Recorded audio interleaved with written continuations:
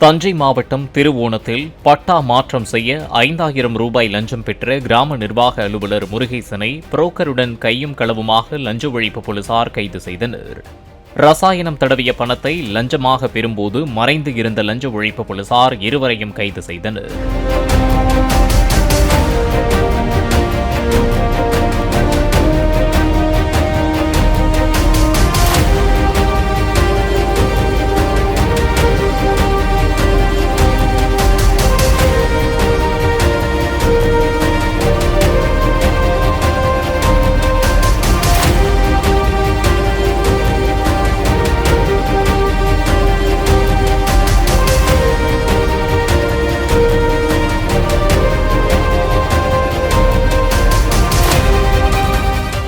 Play store மற்றும் app ஸ்டோரில் இருந்து பாலிமர் செயலியை QR கோடு மூலம் பதிவிறக்கம் செய்யுங்கள்.